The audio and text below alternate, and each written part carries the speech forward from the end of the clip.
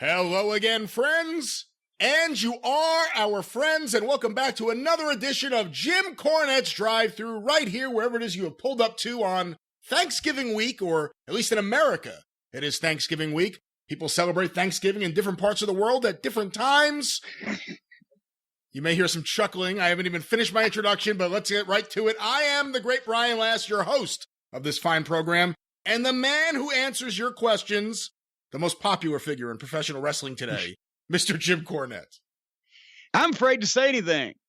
I'm afraid to even talk about around the world where they celebrate Thanksgiving, or things they might eat, or modes of transportation they might use to carry that food from one place to another.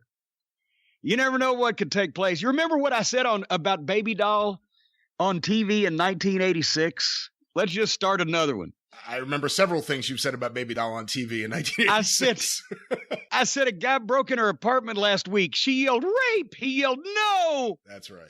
Yeah, and if you want to cancel that, then just take the Johnny Carson show from 1978 when Rodney Dangerfield used it. Just take that down and pull that out of the show and then put it back up and apologize for poor Rodney. He's dead and buried now. I'll tell you, what a crowd. What a bunch of assholes. Can you imagine if Rodney Dangerfield was around now? Can you imagine if Don Rickles was around now? Oh, my God. Rodney was my hero. When, as a matter of fact, the first mistake I made in the wrestling business before I got in it, when I was riding with Jerry Lawler, and Lawler loved Rodney, and Jerry Calhoun was in the car, and I was riding because I was taking pictures at a show somewhere, and they were giving me a ride, and coming back from the show, we played the Rodney game, where you throw out a Rodney line, right? You go around, and the last person with them is the winner. Well, Calhoun bows out after fucking 3, right? Because it's Calhoun. And me and Lawler went back and forth for about 30 minutes, and finally I won and gave him 2 more. And I'm still just the photographer. I didn't know what I was doing. My God, it's a wonder he ever fucking booked me, even to beat me up. Was it a big deal for you when Caddyshack came out? Because that was his first film. Oh, my God. Me and Bolin saw it 3 times in the first week. No, Rodney was our hero. We had the albums. Every time I still have the cassette tapes from the Johnny Carson show. We would tape it on cassette before VCRs if Rodney showed up. Rodney wouldn't be appreciated now in today's environment. Anyway, speaking of today's environment, what we're going to do today is a little bit different. I would let Brian tell you, but he mangled Thanksgiving so bad, I'll just lay it out here at the start. Since we have this coming week, the day after Thanksgiving, the Friday after Thanksgiving, is an omnibus. We don't have a new experience this week, but we do have fine programming we want you to check out. But since it's going to be a while since we come back live on the experience, today we want to follow up on last week's experience. Some of the things that we said there, and also we're going to talk about Uncle Dave Meltzer's fine obituary that he wrote about me in this week's issue of the Wrestling Observer. And we thought it would be fun, since there's myth and there's legend and there's all kinds of, we're going to separate the fact from the fiction, the truth from the myth of how many times I've been fired, how many times I've quit, and whether or not I badmouthed the company afterwards, because this seems to be a recurring theme with people going, well, he does this all the time. So we're actually going to find out how many times I've done it here today on the program. That's going to be fun, ain't it? That's going to be interesting. Or it's going to be interesting. And hey, you know some of this history as good as I do, so feel free to hop in. But first, we must mention that the best-selling graphic novel Behind the Curtain, 80 pages of true wrestling stories, how do the kids say it, curated by me and executed for the graphic novel by Brandon Easton and Dennis Medry. The softcover edition is available now at jimcornette.com. We released this information Friday on the experience, and it's not as bad as last time. Sales have been brisk, but we're staying on top of these things. If you have ordered from Cornette's Collectibles at jimcornette.com through Thursday evening, what was that Thursday? Last Thursday? Last Thursday was the 21st. If you ordered through Thursday evening, the 21st, your stuff is going in the mail Monday morning, which would be the 25th, right? See, I should have a calendar in front of me. It will be the 25th, indeed. Well, there you go. Anyway, and if you've ordered since Friday when we put Behind the Curtain on sale, and many of you have, we're not ready to sell out yet. No reason to cause a panic. The orders are coming in, but we're staying on top of them. But obviously, because this week is Thanksgiving, then there's a Sunday. We're going to be shipping every day. The post office is open. Try to get these things turned around, but it's going to take, with the volume, 2 or 3 days turn it around, and then the holidays and etc. So get them, as Nick Goulish used to say, get your tickets early. Get the orders in. JimCornette.com, behind the curtain, the soft cover, the only place you can get the autographed edition, on sale at JimCornette.com. And I'm not even going to give it too much of a hard sell because I can't hardly keep up with it already. But we are moving books briskly. And if anybody has trouble with my service, even when I'm saying there's holidays and there's Sundays and allow extra time because of the volume, I guess if they wanted to get legal, well, I won't even say that because I know something better that we could do as a segue this week. I should retain this man to sue a great portion of the American public, including Uncle Dave Meltzer, who we're going to talk about in a few minutes, for slander, saying that my career is over when I put an end to my career years ago, and we're going to prove this. You know who ought to get to do this? Who ought to get to sue these people for slander? Call Stephen P. News.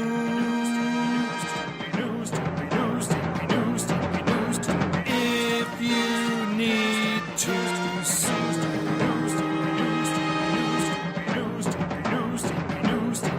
An outlaw mud show or two. He'll sue the rest. That's right, ladies and gentlemen. If you want to sue somebody for slander, or if you want to sue somebody for any reason, or if you want to make up a reason, Stephen's so good he could probably win that case too. Call Stephen P. New at 888-692-8084 or email newlawoffice.com. We talked about on the experience this past week. We can't give a lot of the details, but he recently got almost 200 people compensated for a wrong that had been done them by a big corporation, a professional outfit, in just terms of greed and avarice is why these people were harmed and their families. And if you have had a similar situation, regardless whether it's with the big pharmaceutical companies or the major corporations or somebody that's infringed on your rights, damaged you in some way, you can have recompense, you can seek justification, and you can call the consigliere of the cult of Cornette, the Baron of the Barristers, the legal eagle himself, Stephen P. New, 888-692-8084, newlawoffice.com. If you need to sue, call Stephen P. New, because after all, new is for you. That's right. I don't know where we're going this week. I don't know what I'm supposed to be doing. I have questions here, but I have them on hold for the time being. Well, now you're acting like we're taking something away from people. No, I just first of all, there was controversy over the origin of the most offensive joke in comedy history or wrestling history or whatever the fucking history was. Do you know, I found, thanks to a couple people on Twitter, I know where it came from now. I know exactly. I remembered it as soon as I saw it. And somebody even sent me one of the what do they call it? A contemporaneous from the era, a cartoon with this joke. So I remember it. It wasn't a Richard Pryor joke. Guess who it was about? I don't know. Evel Knievel. Really? The joke was that we've come up with the next, like the Snake River Canyon jump and the Caesar's Palace fountain jump, and Evel Knievel, the daredevil, he always does dangerous things. The next dangerous thing that Evel Knievel is going to do is ride a motorcycle across Ethiopia with a chicken sandwich on his back. And I changed motorcycle to motor scooter because I had the McGuire twins fucking visual with Bubba on the motor scooter in my head. I remembered that much. And I changed it to bucket of chicken because that's more chicken. So there, we can finally put it to rest. Whether you liked it or you didn't like it, or it was funny or it wasn't funny, or what you thought about it, that's where it came from. So anyway, we got to go to Uncle Dave Meltzer, and I think I may have figured this out. Do you remember, Brian, are you old enough? Because I'm old enough, so I remember when it sounded like Dave actually enjoyed living. When he spoke, it didn't sound like his best friend had just been run over by a fucking truck. Every time he opens his mouth and he's like, well, I don't know. Yeah. I remember when he had enthusiasm, when he was an excitable young man. What's happened to Uncle Dave? Anyway, so this week in The Observer, I was the lead story, of course. Well, that's a safe shot every time since, everybody's interested in me. But one of the quotes, it hurts me so bad to say this about Dave, but he has fallen into a trap to where when he first came around and in my era, all the old timers hated him because he was exposing the business. And of course, I don't like people that expose business either, as we will talk about. But it wasn't like this was a guy in the business going to the newspapers and the magazines and saying wrestling's fake and blah, blah, blah. When I first met Dave, he was a guy doing a newsletter with a subscription base of maybe 1,000 people. And you had to seek it out. You had to already be smart. You had to seek it out and subscribe to it. It was still technically somewhat of a closed society, the smart fans. And they honestly took care of the business a lot better than the regular fans back in those days, because the smart fans didn't want to expose the business to the public. They just liked knowing what was going on and something they already knew about. And they would still, as we've talked about, in some of the WFIA conventions, the early days like that, the smart fans would beat around the bush and kind of interrogate people they didn't know to find out if they were smart so that they wouldn't say anything kayfabe around them if they weren't at the fan conventions. So this is how I came to know Dave. And so I didn't think he was being malicious. I thought he was providing a service for people that knew what was going on already and were seeking out some more information. Of course, this was before the explosion of the 90s, where the promoters quit giving a shit, and then the wrestlers quit giving a shit, and then all of a sudden Dave's, in front of 20,000 people instead of 1,000, and then he's on the internet and blah, blah, blah. So I guess since I was there since the start, I didn't feel the same way as the old timers do, but now I think I know how they felt. Because the thing that I always respected about Dave was that he still respected the business. He wasn't exposing it to make mockery out of it. He was exposing it to cover it and to tell people that were interested what was going on in it. And most of the people interested that much were either in it, which is how I first saw The Observer, from Jimmy Garvin bringing it to promos on a promo day at Crockett. He called it the scandal sheet. Garvin did. And he said, and we were all like, boy, can you imagine if the general public got this? Thank fucking God. Right? But I guess since I knew it from that point, as I said, Dave still had respect for the business. He would say about the Ultimate Warrior, this guy is the worst fucking wrestler in the world, and he would make fun of his matches. While at the same time, illustrating that, yes, obviously they were drawing because Vince McMahon was a fucking genius at mass hypnosis. They were selling a lot of tickets. It was making money, but he still acknowledged that he was the shittiest wrestler in the world. Now, my generation has passed also, as well as the previous generation, whereas the previous generation hated Dave and didn't want to talk to him, and my generation kind of grew up with him and got to know him, but he was still the guy coming to us for information. Now Dave's been around so long that to this generation of wrestlers, he's the fucking star and they're the little buddies. They hang around him because he's Yoda, and they name moves after him, and they ask him for his opinion because that's the most important thing that matters to them. And also, I'm sure there's an element to some of the more manipulative ones of the sucking up and the, oh, Dave, you're fucking great. And now, as evidenced by the last time he was on our program, when I tried to get him to just this much, just say, Dave, the dick spot is fucking stupid and phony and offensive to people who have respect for the wrestling business. And as you'll recall, Brian, the best we could get out of him was, well, it works for that audience, but it wouldn't play on TV, but it works for that audience. The Ultimate Warrior was working for that audience, but he was still honest and said the guy was the shits. But now that these guys have I don't know, began to mollycoddle poor Dave in his declining years. It's not that he's going out of his way he's going out of his way to not hurt their feelings. It's not even professional journalism or whatever the fuck. He's going out of his way to not hurt their feelings and to express shock that anybody couldn't see that wrestling has evolved because now guys use invisible hand grenades. So I've told him this, and I still don't think he gets it, because he still says things like, well, the Young Bucks are just the modern Midnight Express. No, it's not about they do too many moves. I don't care if they end up paralyzed. That's their stupid fault. These video game wrestling matches that don't make sense, that are just one move after another and nobody sells anything, they're just phony and stupid, but they don't offend me. I just laugh at them. And if they want to do that, that's fine. But the invisible hand grenades, the invisible choke slams, the invisible man, the fucking mockery of legless people in the ring, and the fucking tomfoolery of it, and putting wrestling on par with a Saturday Night Live sketch.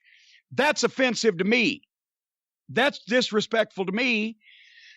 And much the same, actually, they're worse than Eddie Mansfield, because Eddie Mansfield was just a piece of shit that exposed the business to national television because he was a wannabe that couldn't get booked and couldn't get anywhere.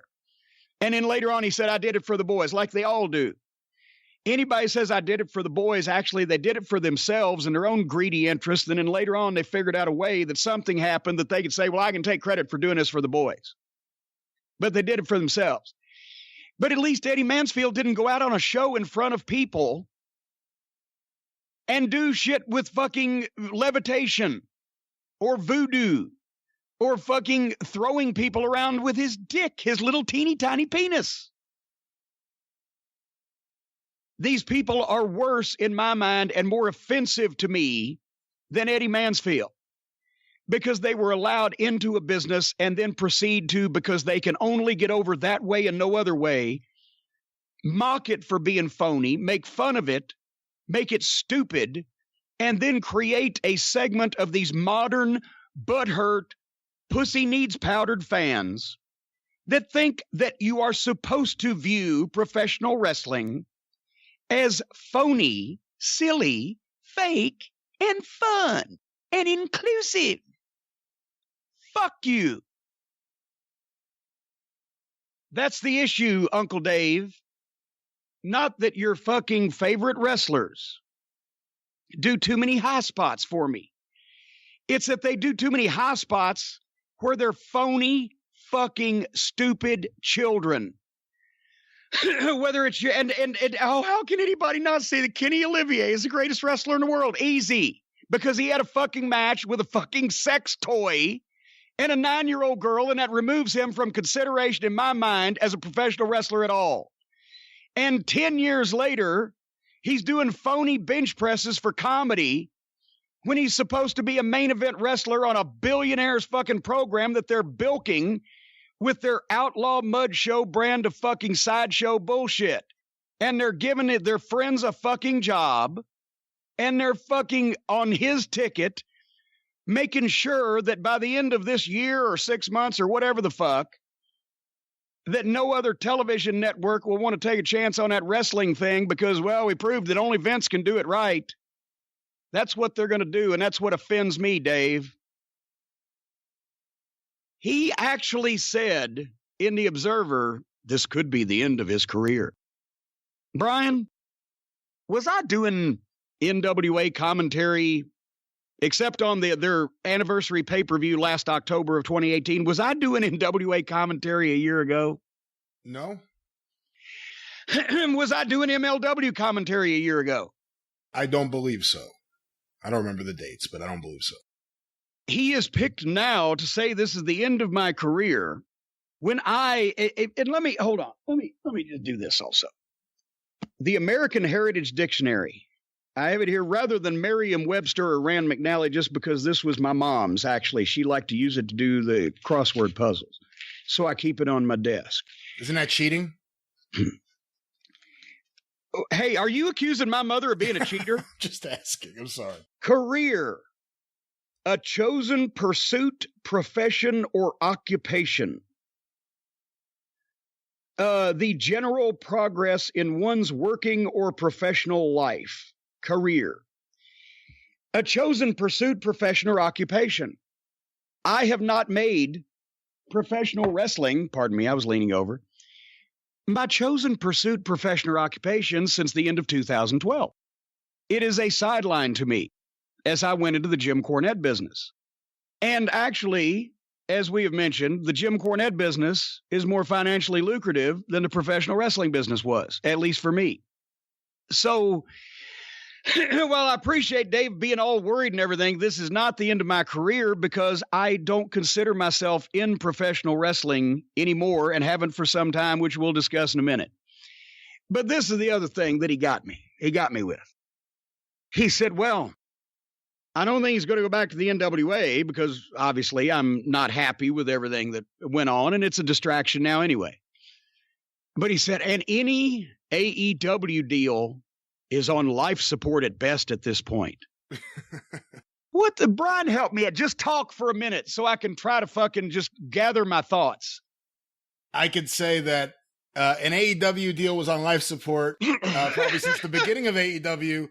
Primarily because Jim Cornette had no interest in being involved with AEW. Well, and here's the thing. He admitted, and I listened to some of his audio for the first time because I've said I don't listen to my audio or anybody else's, but I listened to some of it. That's where I realized that he sounds like he's just whooped anymore. But when he said I know in this audio, he said, well, I used to listen to Jim shows all the time, but he's just gotten so negative, gotten so fucking truthful is what I've gotten. One of the things he said, well, you know, his review of Full Gear. Emi Sakura and Riho was a good match. But the point I was making was while the fucking other guys are giving you Rhea Ripley versus Becky Lynch on free TV and you're making me pay $50 to watch 20-something minutes of Japanese independent girls wrestling, fuck you. It's my point I was making. What the fuck are they doing? I don't care if they have a good match or not at this point. They're structurally flawed. But he said he doesn't listen to me as much as he used to. So I guess I can excuse all these comments because he doesn't know what the fuck's going on. But here is my exact 100, because this is like my therapy. When I do the podcast, Brian, I talk and I vent and it's therapy for me because I get my feelings out. I know some of the listeners know this in bits and pieces, but here from the start as quickly as possible is my exact thoughts of All Elite Wrestling. I hear there's a billionaire that's going to start a wrestling company. Okay, I've heard that before. But then I actually talked to the billionaire. And I think, okay, this guy is legitimate and he does have a lot of money. And I'm obviously intrigued because why wouldn't you be? Then I find out who he wants to get in business with. And my enthusiasm is tempered greatly. But from that point to when they actually did something was like a year. And I felt, okay, I can be wrong. Maybe they can play it straight. Maybe this will be a fucking challenge to Vince, or at least a positive product. I don't have a feeling that I want to fucking be around these people, but and I am not in the wrestling business anymore. So the first thing that I said to Tony Khan when I spoke to him the very first time was, I'm the only person going to tell you the truth because I don't want a job. So it was never about getting a job. It was about being affiliated or involved in some respect if I wanted to be, and if they wanted me to be when they started running. But by the time they started running and we saw the Battle Royal with the Legless Man and JoJo the Dog-Faced Boy and whoever the fuck else was in it, I realized that my first inclination was correct and that they couldn't be serious and that they couldn't fucking run a goddamn wrestling promotion without making it a clown show. Except for Cody and Jericho. But in the back of my mind, I did see, as a performer, Brian, as you know me very well, the thought that I could at one point walk out in front of 10,000 of those people and hear that reaction and know that they genuinely despise me because they know I feel the same way about them, That would be heat that you hadn't felt since the 80s. And for that experience, I was willing to say at that point, if the revival got free and it could be a situation where I could do 3 or 4 TV tapings leading up to a pay-per-view, then that would be fun.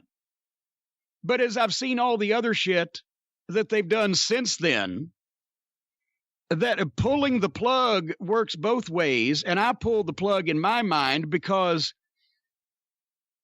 I would just be forsaking my principles to justify, even to help the revival and have some fun.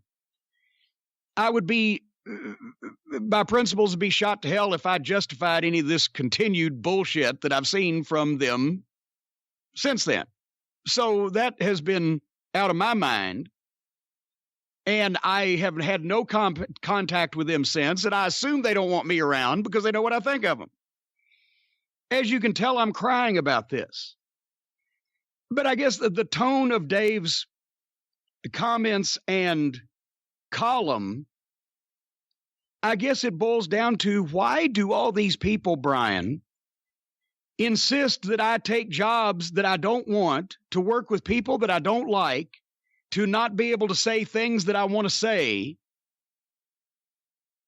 just to make themselves happy and make me miserable? Why are they not content until they always want me? Well, he can't get a job. I'm not looking for one. Then if I take one, they're not happy about that either. What's a boy to do? I don't know what else to tell them. So anyway, I thought we would go back. I mean, what is this a conundrum? They're not happy unless I have a job, in which case, if it was a regular job, I wouldn't be happy. But they are happy when I take a job and then blow up and leave or whatever the fuck. How do we make these people happy? Can I ask you a question, though, real quick about the Observer coverage? Because I read the story. Please do. The obituary to Jim Cornette. And it seemed to me that there was some stuff in there about the NWA situation that would clearly have been fed to Dave from, let's just say, someone with the NWA. I'm not trying to go knocking another company. And that's not what I'm doing. All right. Did Dave contact you? Did Dave contact you for the story? You and I haven't talked about this, for anyone wondering. No. He listened to the show. Is that what he did for the story? He listened to our show that we did. That was and talked to whoever he talked to on the other side. I have no idea. He didn't. Well, I would not have said anything differently to Dave Meltzer on the phone as I said on the podcast.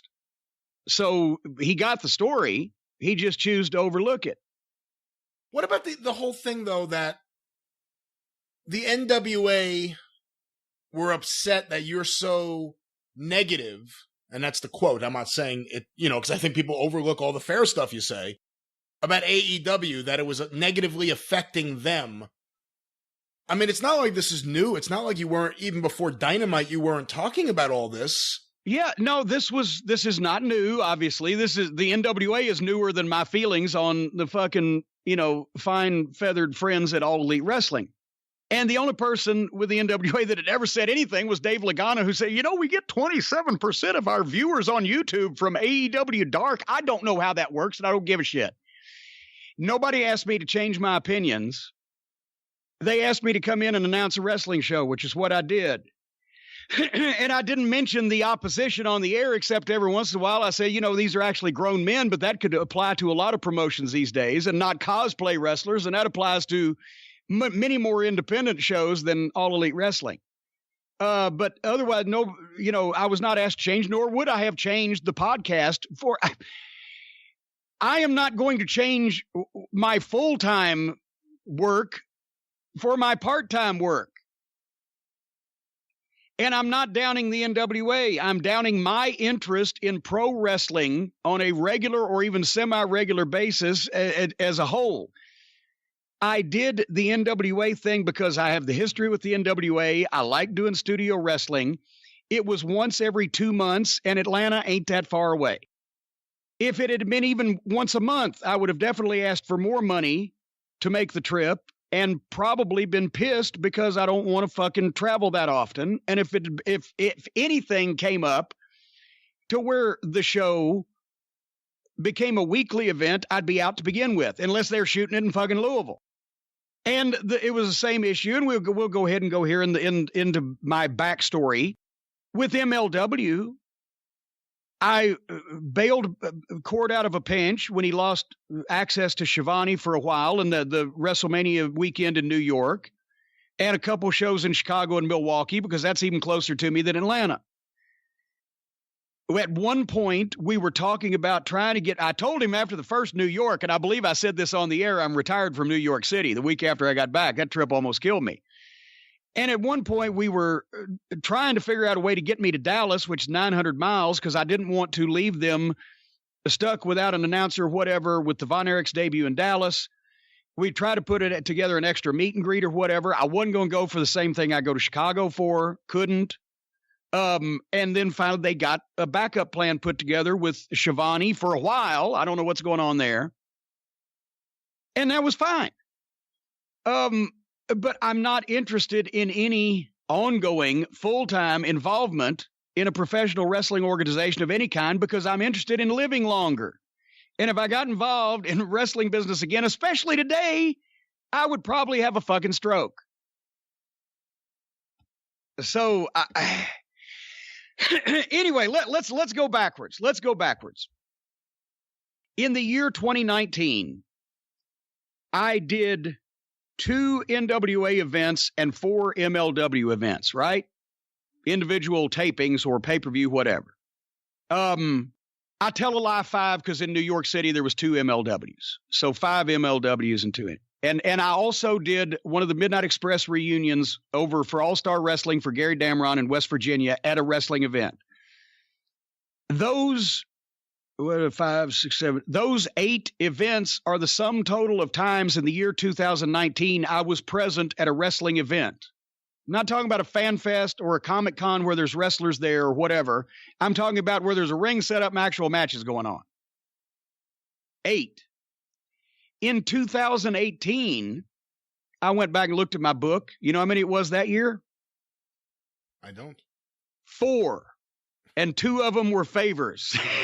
One of those deals where, oh, man, my friend's doing something, I got to go. What, Bobby Fulton? Well, that was one of them.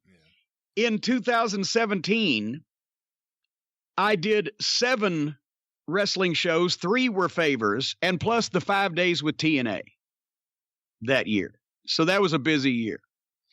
But let's go back and look at these companies. With MLW, they say, well, you always quit or you get fired and you badmouth the company. I made all the dates I was booked for MLW and waited until I was assured that they had somebody to do the announcing and cover for me. There was no firing or quitting. There's been no bad mouthing. I believe that I've actually said, and I said this to Court Bauer's face, so it's not like I'm talking behind his back. I think he does too much the hardcore stuff and that fucking idiot Jimmy Havoc. And it was embarrassing to have to call a guy using a staple gun in a fucking match and all this, and stapling your tongue to a fucking board. You know, that anyway, that to me, and I've expressed this to Court, brought down the quality and the fucking credibility of an otherwise pretty good program. But that was it. The only controversy was from that fucking Warthog Callahan getting himself fired and trying to get himself over by spitting water at me. And I got to be honest with you, that's the goddamnest thing I've ever seen when I think about it. When you think about this, Brian, this is one of the reasons why I don't want to be around wrestling anymore, because the people in it are goofier than the people out of it. Callahan gets mad at what I say about one of his outlaw friends. And barely 6 weeks after coming up to me at one of the other MLW shows and saying, oh, people really are into this heat between us. We could make something out of this on TV. Okay, fine. Yeah, that'll be easy. You know, all I have to do is say what I think. I never hear from him again. And then he comes out and he spits water on me during his entrance out of the water bottle. Well, I think he's working. So I don't know at the time he's legitimately mad and trying to make some kind of statement for his fun, stand up for his fucking outlaw mud show friends. So, of course, I sell it. Yeah, blah, blah, blah. And I fucking get into the commentary and I'm working. Well, now Cord Bauer and everybody in the truck, and even Rich Bikini, because he saw me getting red, because that's what I do, because that makes people believe what I'm fucking saying. They think I'm really mad and I'm going to fucking go ballistic. And they've got guys like Harry Smith standing by, back in the back, to see if there's any, because this is the last match and I'm going to be coming back to see if there's any fucking trouble going on. What the fuck's going to happen? As soon as the fucking show is over with and Callahan's gone out and had his shitty indie outlaw match where he broke fucking building shit and got himself fired. There are still people who think you got him fired for that, by the way. Yeah, the guy that never came back either. Anyway, so as soon as the show is over, they're on my back while I'm taking my headset off, going, "Are you okay? Are you all right?" I said, "Yeah." Are you mad? No, he's working, right? I don't fucking know. So then I go in the back and and he is being talked to by people I don't know at that point. He's being fired. I go up and stick my hand out. "Hey, Sammy, good spot, right? You got me there." Because I saw it coming. I don't think Rich was happy about it because he got caught in the crossfire. But it's a fucking bottle of water.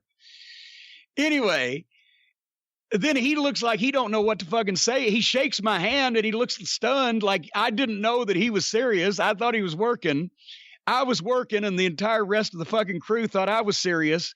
And then they fired him for having a stupid match that he didn't fucking clear ahead of time and damaging the building. Why do I want to be involved in shit like this? This is not the wrestling business. This is a goddamn clown show. The guys in the wrestling business are not as smart these days as the fucking smart fans were in the fucking 70s. So, but anyway, MLW, completed dates, no bad mouthing on either side, and all the controversy was caused by a warthog outlaw wrestler. The NWA, we know what happened.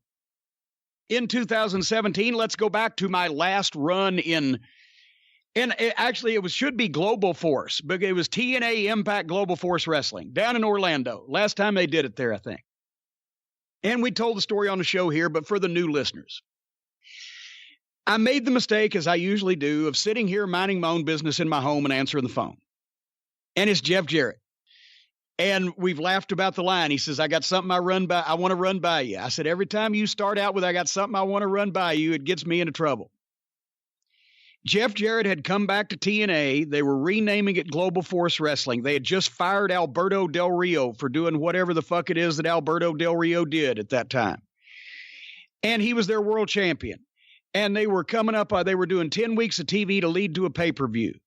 And they wanted me to fire Bruce Pritchard as the authority figure on camera because he had become a heel, I guess. And they needed to change the name of the company, and they needed to establish a new champion being crowned because they'd fired the old one. And they wanted to get Bruce out of being the authority figure, and he was going to come back as a heel manager. And so Jeff wants me to come down and do TV as the new representative of the new owner's anthem. And when I first heard it was 5 days in a row, I'm like, what the fuck? That's 9 fucking days, 2 days down, 5 days there, 2 days back. And we came to a monetary arrangement, and it is Jeff Jarrett, and his grandmother started me in the business, and I would get a chance to work with Dutch Mantell and hang out with him again. So I said, okay, let's do it. And that was my job. For 5 days, 10 episodes of television, I was to announce all these transitions and lead them into their pay-per-view. And I said, what about after that? And Jeff said, well, just get us to the pay-per-view and we'll figure out what the fuck, right? So the last day I'm there, I said, all right, Jeff. I said, now, unfortunately, I'm still running your company on the air. What do you want to do? He said, well, would you come back next time in a couple months to Orlando? We're taping again. I said, that's during the holiday rush of my online business. I can't do 5 days in a row plus the trip down and back. If you can get me in and out in 3, I will do it for you. And we shook hands on that. And I was like, oh, fuck. And I got to come back. And it's going to be cold. Anyway, I get home, and a week later, I hear Jeff Jarrett is gone. And honestly, and he has since said this, Jeff had a lot to do with that taking place. And I don't know they had a lot of other choice. But nevertheless, okay, now the guy that asked me to come in, and the reason I'm doing this is gone. So I called Dutch Mantell. And I said, Dutch, my enthusiasm is waning because it's another one of those fucking deals where here we go. Now, the fucking office, who am I working for? The office is changing. What are they doing? He's like, I don't really know. And I said, well, I will still be in Orlando if they want me to be to finish this thing up because I'm still running a fucking company on the air. Then a week later, I hear Dutch is gone and they moved the tapings to Ontario instead of Orlando. No, first they moved the tapings to Orlando, to Ontario. Dutch wasn't gone at that point. See, it was a weekly fluid story. Next, I hear they're moving to Canada. So I called Dutch back and I said, Dutch, consider this my graceful exit. I said I would go to Orlando for Jeff Jarrett. I didn't say I'd go to Ontario, which I'm not even about to open up a can of peas or do the paperwork to go to Canada because I don't want to. I'm not going to go there for somebody I don't even fucking know. I will come to Nashville and shoot something where your headquarters is and shoot something if they want me to get out of me running the fucking company. And he said, okay, I'll tell them. And then the next week I hear Dutch is gone. So I'm like, what the fuck? Okay, I think I talked to Bob Ryder once. I said, tell them to call me if they want me to tape something. And they never did. And then finally, like a month later, what's the guy's name that runs Anthem? Nordholm. Ed Nordholm. He calls, he says, well, Jim, I guess you've heard, we're not going to beating around the bush. I guess you've heard we're not going to be using authority figures. And I said, yeah. He said, well, we won't really have a spot for it. I said, yeah, I guess you haven't heard from Dutch. I quit a month ago. What the fuck? And that was a thing. And then they never did have me tape anything. They started off with a new world champion because didn't they do something else? But the point is, I fulfilled my bookings. I was not fired. I didn't really quit because they didn't want me to come back, apparently, but I wasn't going to anyway. And I didn't badmouth the company except to tell this story and just basically roll my eyes that every time they taped, they would start over again with a new champion and a new authority figure and a new this and that and a new name. I just changed the fucking name. And they taped again and changed it back again. So I don't want to be involved in that, but there was no heat. And I didn't, and it wasn't until over the last year or so that they've just given up any pretense of actually being a legitimate wrestling promotion and just become a low budget clown show and hired the Dick Boy. And they do parodies now of wrestling on their shows. So, but it wasn't like I just instantly said, fuck you. And once Jeff was gone, once Dutch was gone, definitely, I didn't give a fuck to begin with. I was doing a favor. So far, we're coming up. In 2016, I went back and looked at my books for this. I actually did 12 wrestling events in 2016, events where there was wrestling. 3 of them were favors, but I also did 3 United Kingdom appearances. That's where I did the commentary with JR over on that UK pay-per-view and a couple of their other events for a large amount of money. But nothing I was going to be making my career. And in 2015, I did 6 wrestling events. 2 were favors and 3 events for Global Force Wrestling for the previous incarnation for Jeff Jarrett.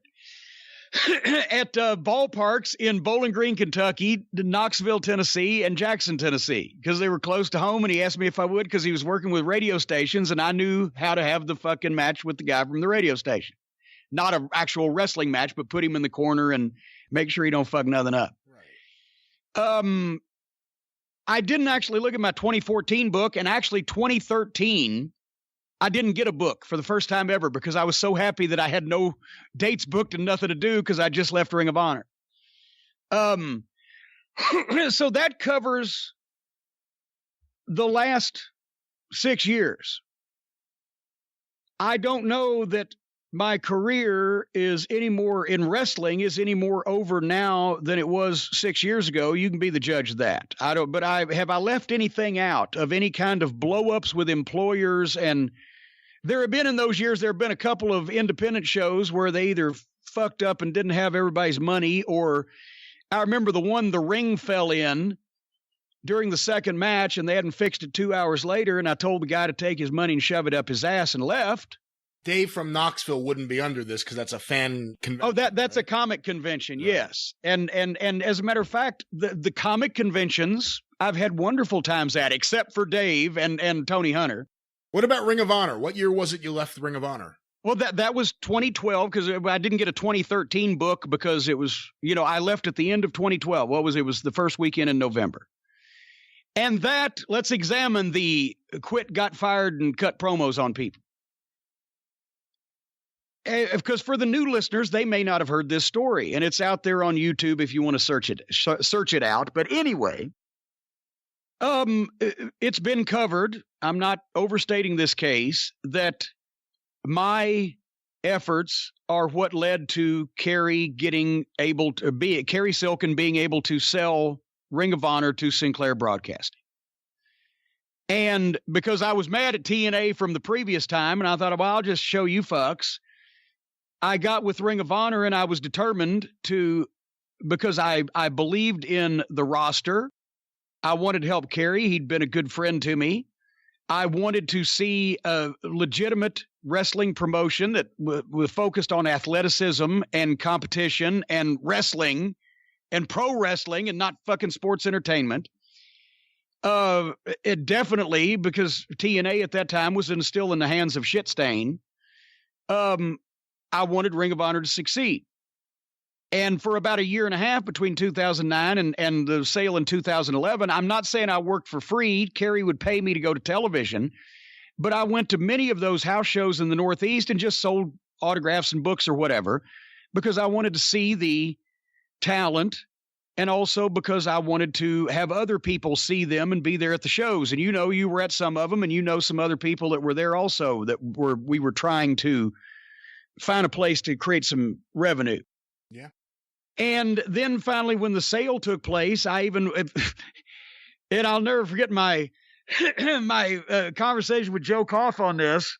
Gary Jester and I had already agreed to take, and Gary Jester was the contact with Sinclair that that everything got put together. And Gary and I had already agreed to take less than we had asked for to do the various jobs we were going to be doing with this company because we believed in the project.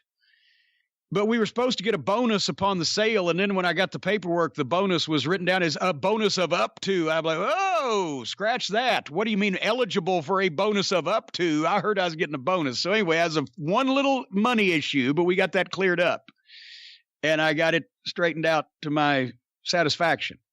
But from then on, for a year and a half, I was obsessed 24 hours a day because of all the problems and the issues that come from running a wrestling company, especially joining it with a corporation that doesn't know anything about wrestling except for the one guy. And I thought I was going to be dealing exclusively with the one guy, and we had the wild card of Greg the Office Boy thrown in on us. So anyway, but the last weekend it was Halloween 2012. The next day, I got up and drove to Baltimore and heard in the car on the way up there about Brad Armstrong having a heart attack, passed away. And that's when I go to find out that our new camera equipment was actually a passed down package from a news department that was falling apart. And our goddamn television taping had no pipe and drape and looked like it was shot in a fucking concrete bomb bunker, because of the fact that everybody hated the fucking office manager and nobody wanted to speak to him or deal with him. He was such a prick, and he had pissed off everybody, and he wouldn't give anybody any straight answers, just smart aleck comments. So the fucking taping was a disaster in an unheated building. And then suddenly I had the fucking issue of being the last person in the building in charge of anything, with all the management wearing ties gone when we have a wrestler, Steve Corino, hurt and an ambulance called and on the way. And I'm the last one there because they've all left. A lot of these fucking things sound familiar with modern day happenings, just as I'm going over them. But anyway. And the night ended with Steve Corino being loaded in an ambulance and me out in the back parking lot screaming that I was going to choke Greg Gilliland and pull his fucking eyeballs out when I got to Baltimore. And that night, Hunter Johnston and Kevin Kelly and a couple other people in the locker room afterwards were talking me out of turning around and going home to Louisville because we had 5 hours of really rotten television, not rotten in terms of the guys' efforts, but rotten in terms of the way it looked and the crowd and the building and the way it was shot and everything else because of this penny pinching bullshit and Greg's constant fucking snottiness to everybody. So anyway, they talked me into going and doing the post-production. And I was there on Sunday doing a post-production. And, of course, then I got a call from Joe Koff who said, Jim, we can't have you threatening to murder our Sinclair employees. And I said, then, Joe, I can't be threatening to murder the Sinclair employees. So this one's a draw. But I'm finishing these shows because elsewise you're going to have a raft of shit. Because one's 5 minutes over and one's 5 minutes under, and everything looks like it was shot in a goddamn bomb shelter. So I'm dealing with this. And I got those shows done, and I will admit before that week was over, the last day I was there, I talked to Joe in person. Stayed away from the other fucking guy. I didn't want to be around him. They didn't want me around him either. By that time, I had realized, fuck, this could be the end of shit, because I don't care what everybody's going to say about, oh, Cornette was horrible booking. He just didn't know what the modern fan wanted. I didn't give a shit what the Ring of Honor, current established Ring of Honor fan wanted at that point that badly because there weren't enough of them to keep the goddamn thing in business. What I was hoping for was that a bunch more people would like this once they saw it on television and we removed the small children cosplaying and and concentrated on the athletics and the athletes involved and their real life stories. But regardless of whether you thought my booking was the shits or not, and Hunter was the booker. Actually, I was the executive producer. So Hunter was booking things, but he had a similar philosophy that I did, that we shouldn't run off and leave the new audience. But that's neither here nor there. I was the one that was the liaison there between the production crew that had never shot wrestling, except for Dan Bynum, the director, and the wrestling crew that had never been on fucking television. So once we decided on what was going to be on the TV show, I was formatting the whole thing and timing the whole thing and doing the paperwork and sending it to the office for the chyrons and the graphics and the fucking tails of the tape, as well as the the fucking pre-tape list and what needed to be plugged in where. And then I was laying it out on spot. And then I was supervising the post-production.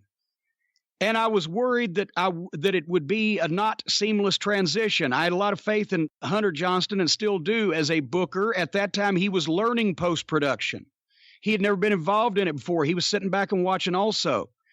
Did I think that he would do the best job he could with it if it was handed off to him? Yes. But I was concerned that maybe he hadn't picked up everything yet.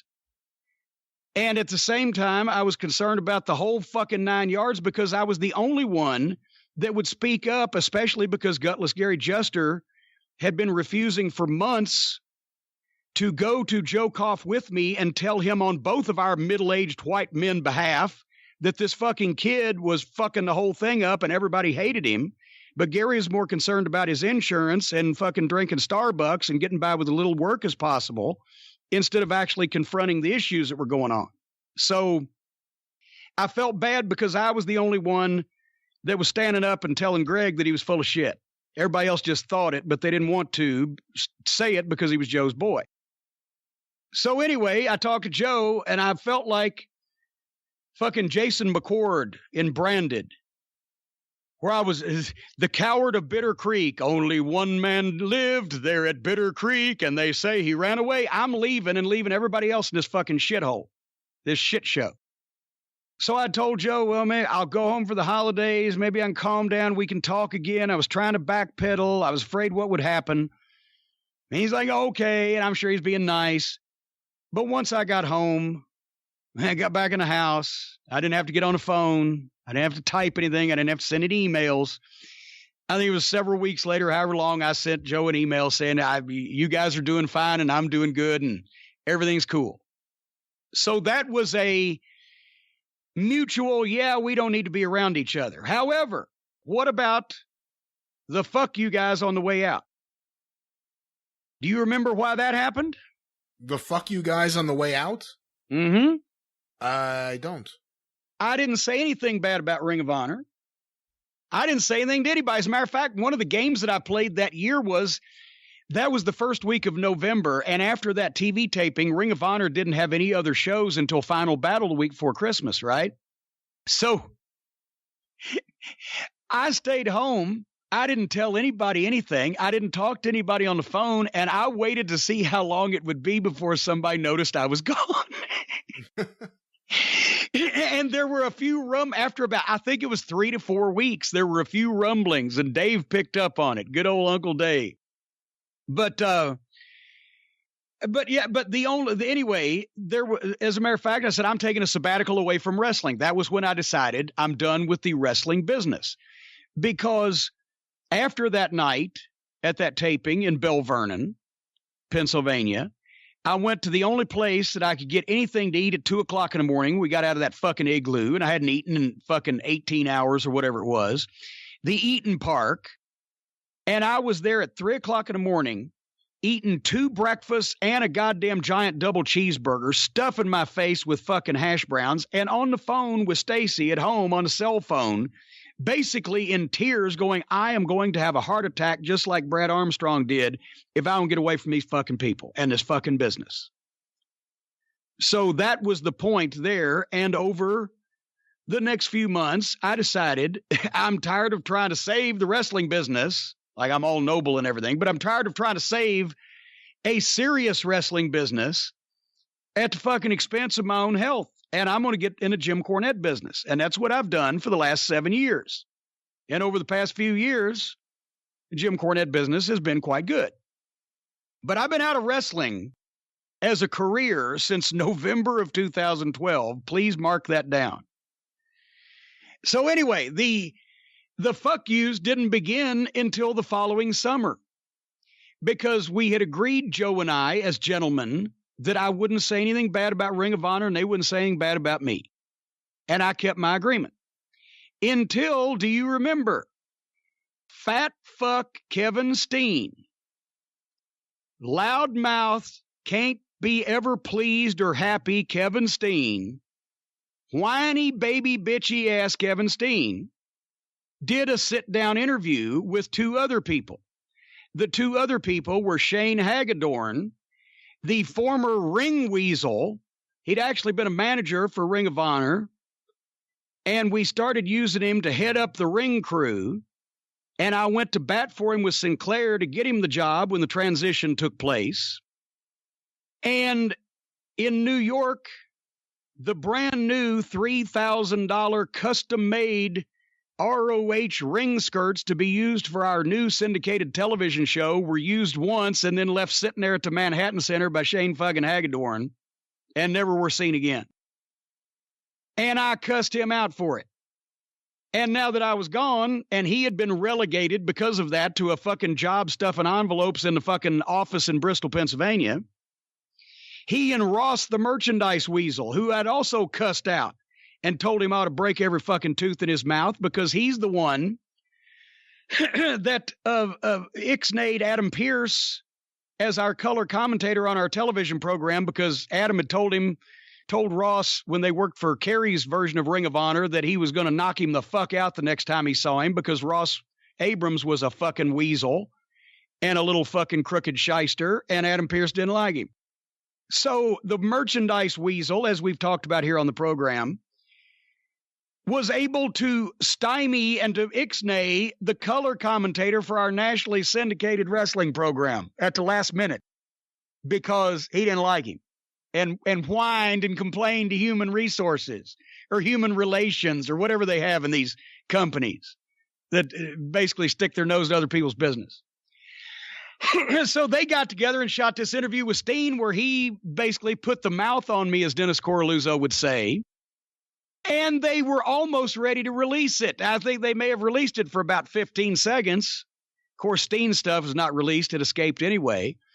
And I got the fucking heads up on it. And I called Joe Koff, and he fucking kiboshed it. But that fucking put me in a goddamn bad mood. And so I decided at that point, 7 months after the fact, to, on a kayfabe commentaries release, tell the story of how Greg the fucking office boy fucked everybody's fucking Ring of Honor up for him. It still sounds familiar, like this is going on just now today. And that's what caused that. So I don't know what to tell you. I don't know how you really score that one.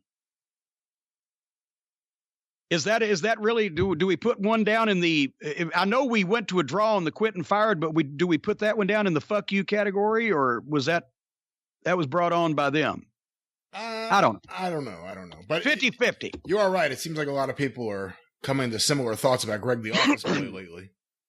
And also, you see, you see why I don't want to be around the fucking wrestling business anymore when I get invited, just from these few stories that I've told. Well, let's go back to the previous one.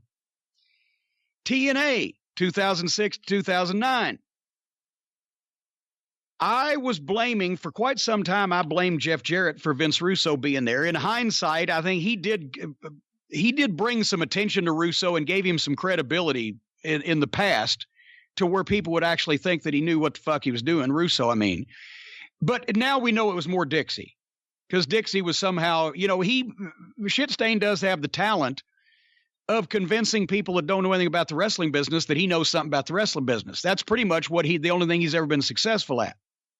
So Jeff Jarrett had asked me to come in and work with Dutch Mantell. This sounds familiar. And in up pops fucking Shitstain. And I tried to quit at that point. I was 3 months in 2006, and Jeff and Dutch would not accept my resignation.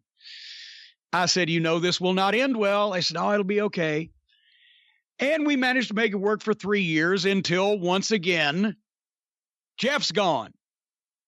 Then when Jeff's gone, then all of a sudden, Shitstain, because he is such a notorious backstabber, and now after lawsuits and things, all the emails have come out to prove everybody right, how he was knocking Jeff behind his back to Dixie, knocking me behind my back, knocking everybody, because that's what he does. And the emails have proved it. Jeff was gone. Then Road Dogg was gone. Then Savio Vega was gone. Then Dutch was gone. Well, at that point, I really didn't want to go back to begin with, but then Jeff Jarrett calls me on the phone and says, well, you're the only one left. And he basically asked me to take care of his company for him and make sure that the fucking idiot didn't go too far and fuck the whole thing up. So out of a sense of loyalty, I go one last time to the fucking TV tapings. Actually, and I still, to this day, I'd like to cut my fucking hand off, shook hands with the fucking guy for the only time since 1999 and said, the team is in need and I will help you. And 2 weeks later, Terry Taylor calls me up and fires me. Just like they'd got Dutch and Savio and Rudy Charles, the referee, everybody Jeff brought in. And then, as a matter of fact, there was once again when Terry calls me up, I'm like, you know what? I am over this. There is the last thing that anybody needs is for me to be in a fucking room with Vince Russo with no Jeff Jarrett and no Dutch Mantell to begin with. So that's fine. I ain't going to go on a crusade knocking you guys, and we part friends. And the very next fucking morning, there is the goddamn article in the Sun, but back before all these fucking, this was before Twitter, right? And before, Dixie had a source in the Sun that she could feed shit to. And the Sun in London said, Jim Cornette fired for unprofessional outburst, screaming at Vince Russo. And as I've mentioned before, if I had an outburst where I screamed at Vince Russo, not only would you have heard about it, but wouldn't I have been the first one to fucking recount it word for word? And I called Terry Taylor. I said, Terry, what the fuck is this? I don't know. We've got these leaks. Leak? It didn't happen. We were in a production meeting where Terry Taylor, and we've since made up, because Terry was friends with his fucking buddy. And also, he didn't have a lot of balls and wouldn't stand up to fucking Dixie and tell her the truth. But I'm not going to be mad at him now all these years later, but it's true.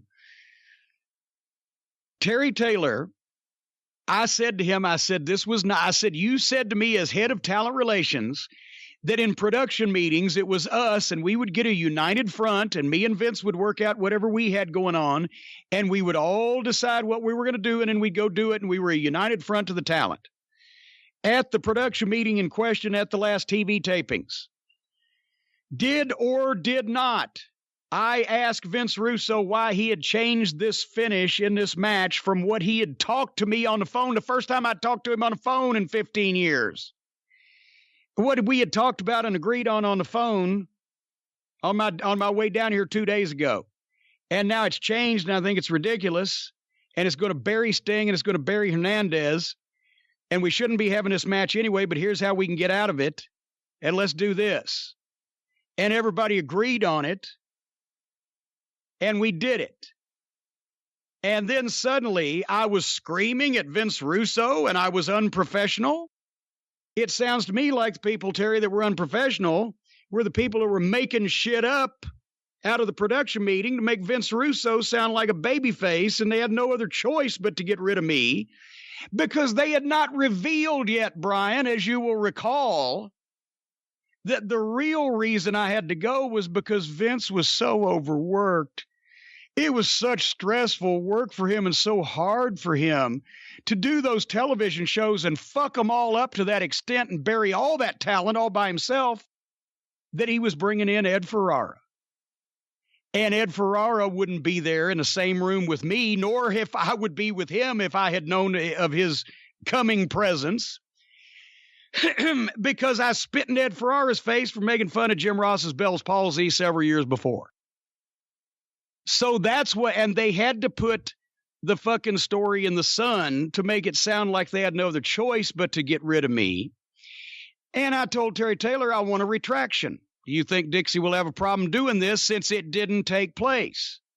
He said, no, I'm sure she will. I said, very good.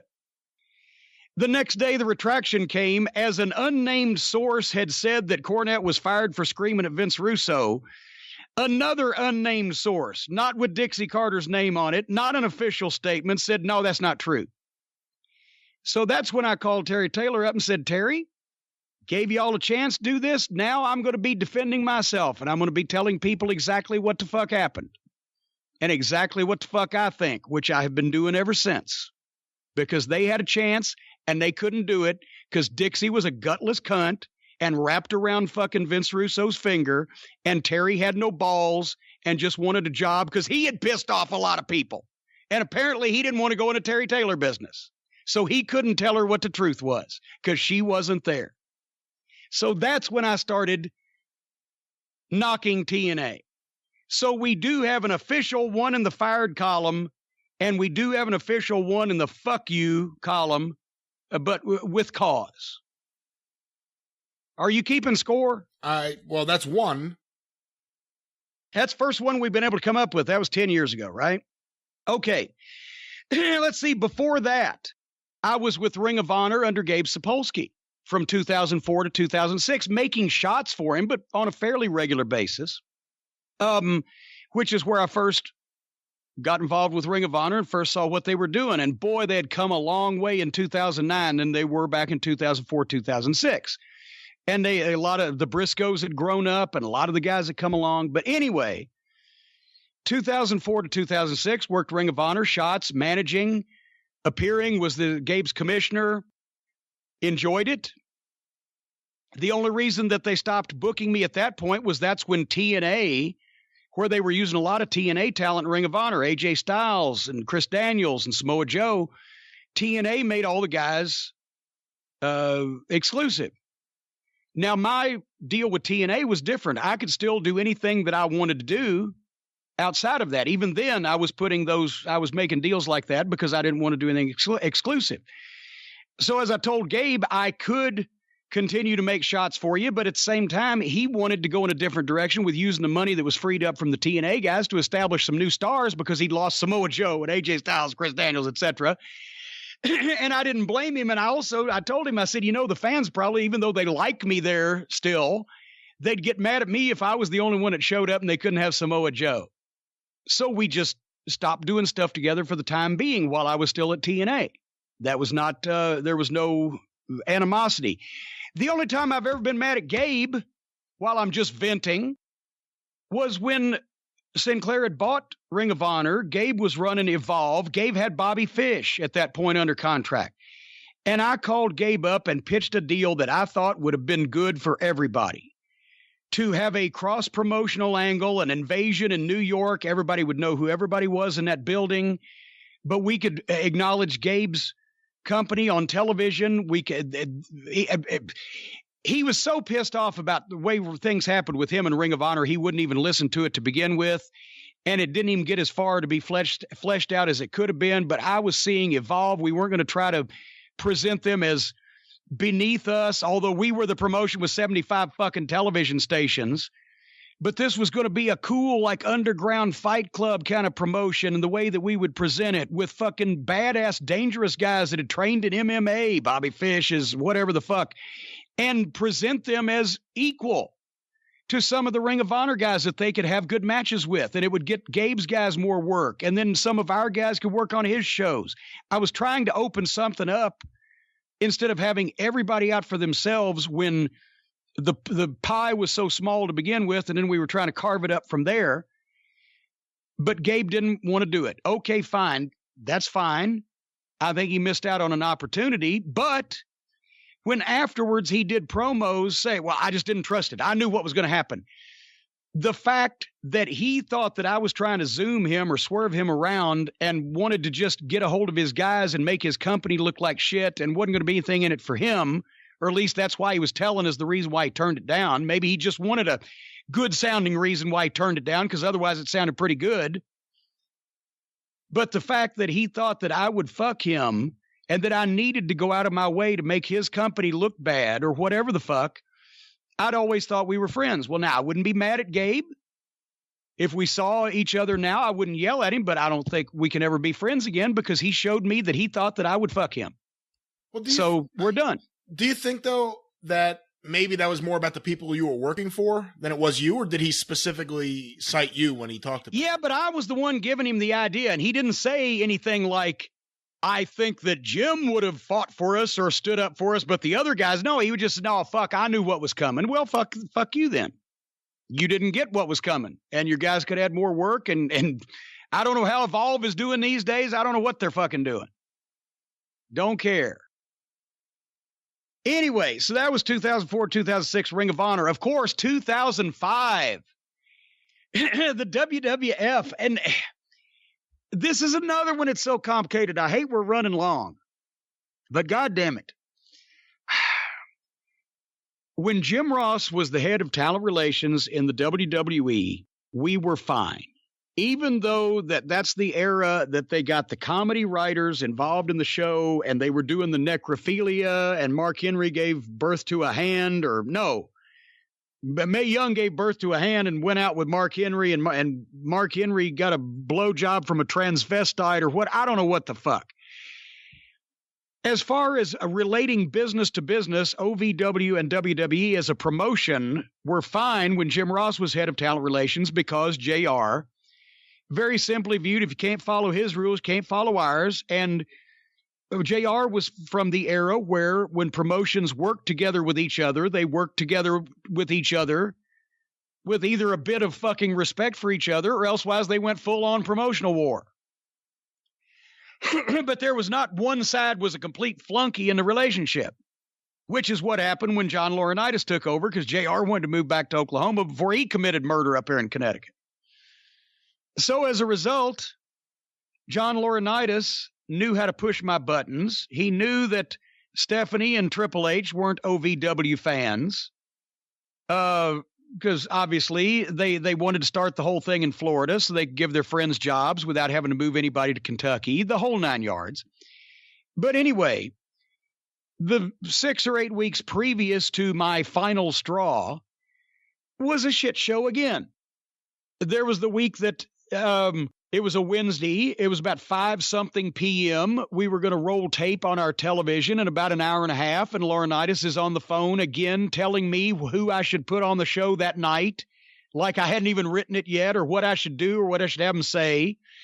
And I got mad and said, fuck it, let them goddamn write and book and announce this fucking thing. And I got in the car and went home and quit. By the time I got home, I felt bad about OVW, because that was my company. At this point, I could give I could give a fuck whether WWE burst in flames or not, because they'd fucked us around on so many different deals. But I went back and I gave the rah-rah speech, fuck the WWE, this is OVW, and people are expecting a show.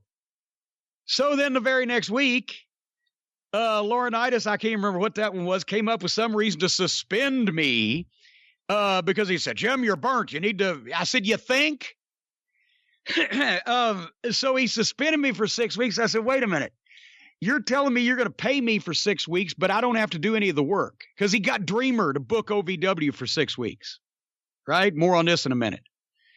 I said, all right, I've been needing a vacation 6 fucking years straight through hernia surgeries, the death of my mother, floods in my fucking basement of my house, whatever the fuck. I've been doing this all by myself as far as writing and announcing this fucking show and booking these fuckers. I'll take 6 weeks paid vacation. So in that 6 weeks, Tommy Dreamer, and I love you, Tommy, if you're listening, but goddamn, you should never be allowed near a fucking pencil. He not only booked a thing into fucking oblivion right in the middle of our Six Flags season coming up, but he had started a mystery of where had I been without fucking having a finish in mind. He started a murder mystery, but he didn't know who did it when he started it. Because I said, I'm watching this. I'm like, what the fuck? So the week I was supposed to go back, I called him. I said, what is the mystery here? Where have I been? He said, I don't know. I said, okay. So I fucking ended up coming back and doing a 20-minute interview trying to reset my television show where I blamed Star Maker Bolin for burying me to the fucking evil John Laurinaitis at the WWE. It's the only way to explain what had been going on the program. And then... And then we did that show, and if I'm not mistaken, right after we put that show in the can, advertising Randy Orton the following week at Six Flags Kentucky Kingdom with me and Bolin in the corners and a Kiss My Foot step. No, me and Bolin had done the Kiss My Foot thing, right? We did that to get out of that where he had run me off for 6 weeks or whatever. And then the following week, we did a TV advertising Randy Orton at Six Flags. And then found out from Tommy Dreamer that John Laurinaitis, even though he had confirmed this with us by email 3 months beforehand, and we'd put it in our book and sold it to Six Flags, had never told Randy Orton, and he got a non-refundable vacation for him and his family and couldn't come. With a week's notice, I had to re-rack the TV and bring me and Bolin back in another grudge after we'd blown it off previously. And I blew up about something else. What the fuck was it? I can't remember, but I blew up about that. And then I left when I left the show in the dark match because Kevin Fertig, had gotten in the ring and was working the dark match with a fucking baseball cap on. And I just left. I said, tell Seven if I'd have waited until he got back, I'd have caved his fucking head in with a baseball bat. So I went home. And then he calls me up and says, you can't say things like that. I said, you know what? I can say anything I goddamn want to my fucking talent, John. It's because it's my fucking company. Now, the question is, do I work for you? He said, no, we're going to let you go. I said, okay, you're going to let me go from my consultant's agreement. I still own part of OVW. So what are we going to do there? He said, well, I said, tell you what, fuck all of it. As long as you don't make OVW, my ownership in it, any less valuable, you find whoever you want to book this and whoever you want to announce this, and I'm done. And I'll just be home. And of course, within what was it, a year and a half from that point, they had run the fucking thing into the ground, and Heyman fucking ran our TV ratings into hash marks trying to book ECW style and et cetera, et cetera. And I told the story. So that was yes, I'm fired. But he couldn't fire me. When was the Santino incident? Oh, that's right. That's when I slapped Santino. I forgot about him. I slapped Santino the week after I found out that fucking Laurinaitis had fucking, because I was already ready anyway. I was a raw nerve end every time I went in that building. I was ready to fucking go. Yeah. We found out Santino. We found out Orton wasn't coming, and the very next TVs where I slapped Santino because I never did go back to the final blow off against Bolin. Dreamer worked that one too. So yeah, that was the week I slapped Santino. But anyway, it was fucking chaos. So they fired me from the WWE. I still own part of OVW, but I quit what I was doing and still got the same amount of money from OVW until everybody else they put in place of it fucking made it less valuable. And then, as I've mentioned, me and Danny worked the fucking angle on them to get them to advance him the money to buy me out. So that one is a fired and fuck you, but actually it wasn't even fuck you. I was just telling everybody exactly what the fuck happened. I wasn't like, I hope the WWF dies. I was very upset with John Laurinaitis. But, so I don't even think that was a very strenuous fuck you to the company as much as just Laurinaitis is a complete idiot and signed the wrong one-legged guy and fucking killed the only really good developmental organization they ever had until they figured out NXT would work if they put a couple $1 million in it. So, that was 2005. I started working for the WWE in 93, so that was 12 years. Most people don't get 12 years in one fashion or another, do they? Not in the WWE. Well, actually, nowadays, I guess they do more than ever before. Well, yeah, because they don't, nobody wants to go anywhere else because there's nowhere else to go, and nobody's worth going anywhere else because nobody gets over enough to go anywhere else. So they just kind of do stay. You're right. But anyway, 12 years. And during that time also, Smoky Mountain Wrestling, obviously I didn't quit or get fired because I was working for myself. Then we go back to WCW in 1990, where I quit in no uncertain terms and did say, fuck all of y'all. Well, I never said fuck the boys, fuck the company, it's fuck Jim Herd. And that was the first time that I'd ever quit anything.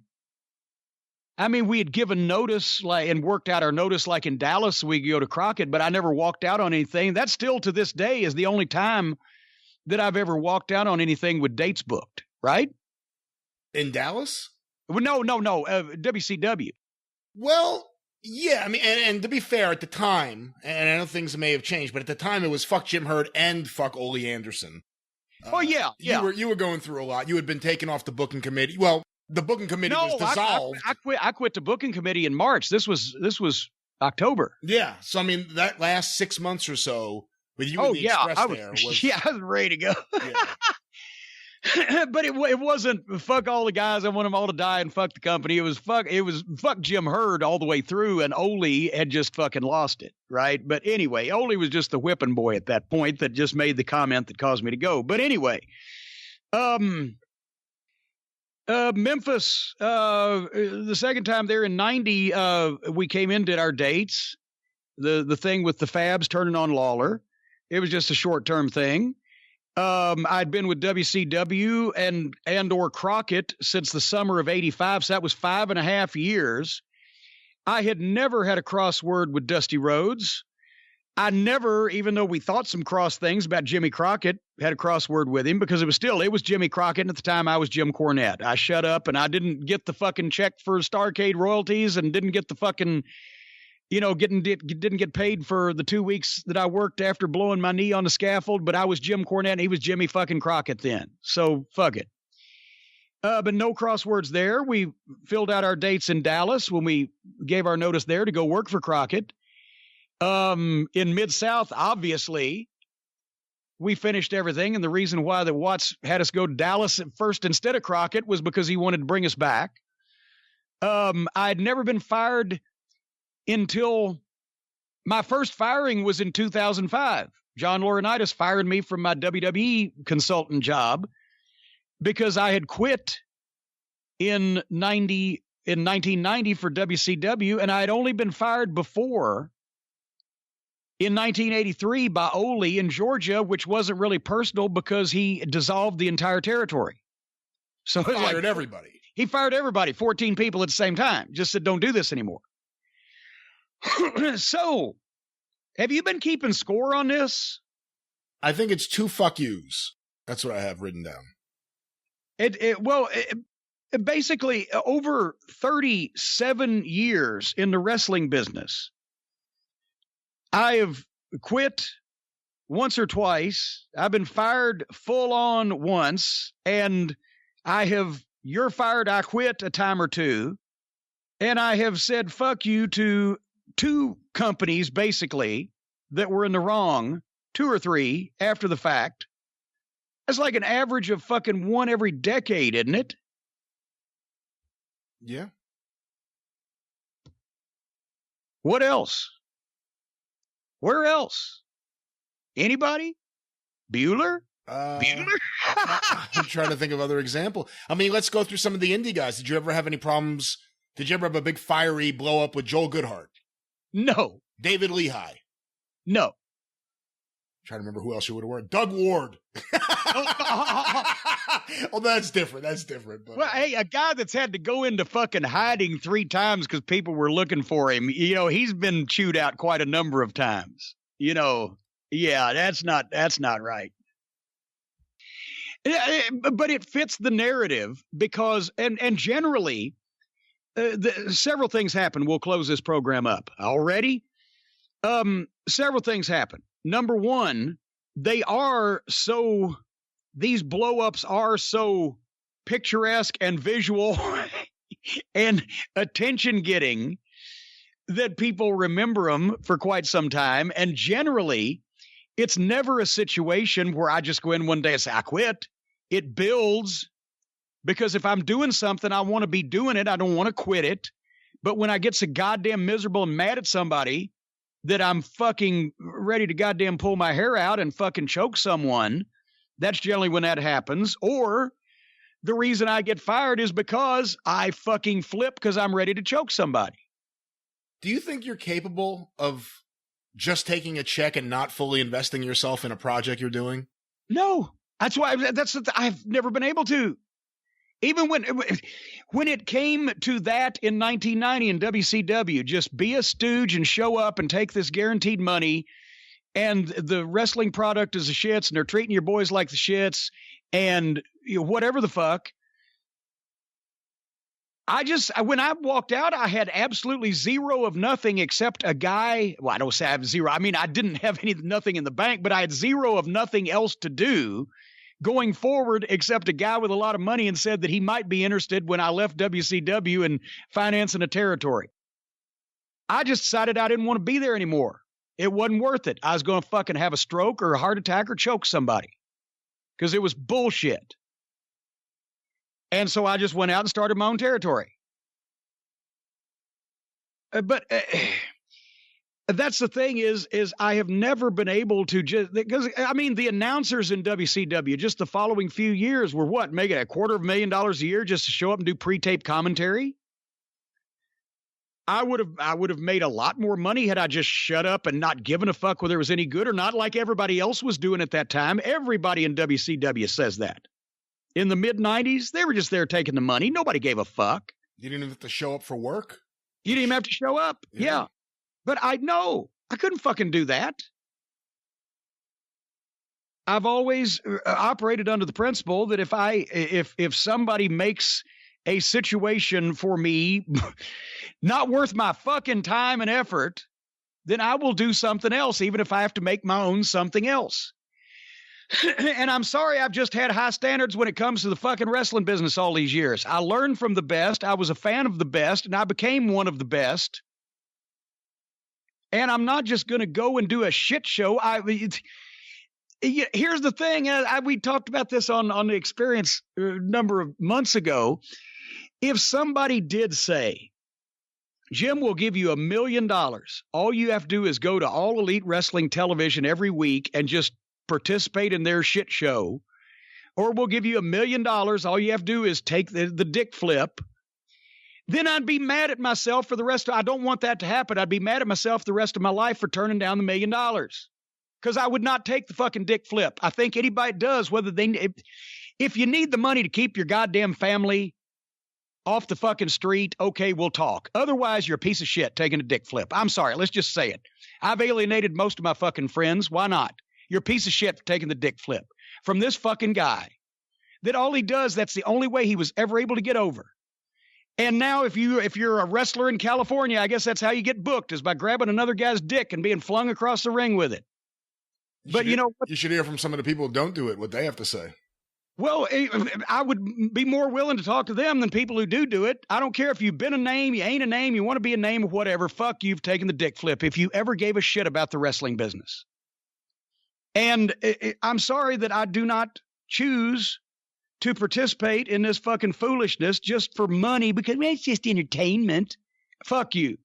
I learned from the best. I was a fan of the best, and I got to be one of the best for having respect for the business. And yes, now everybody knows it's a work.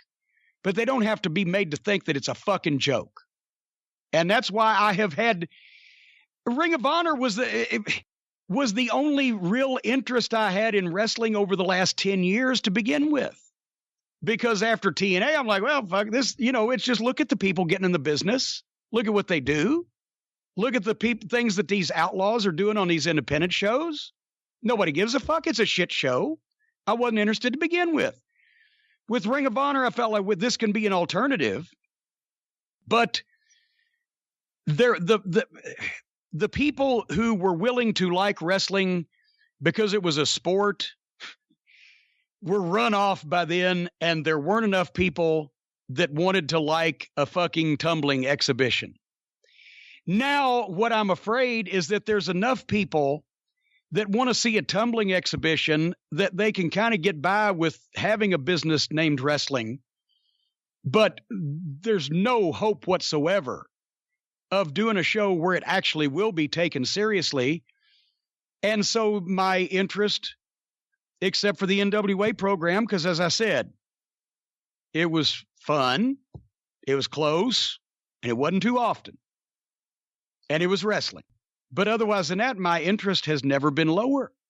Because if the people getting in the business these days are the same as the ones outside of it, and just you're like, oh yeah, we're just do fun and ass off and things, I don't want to be around these fucking people. I'm ashamed of them. They offend me. So it's better that we weed this out now, I think.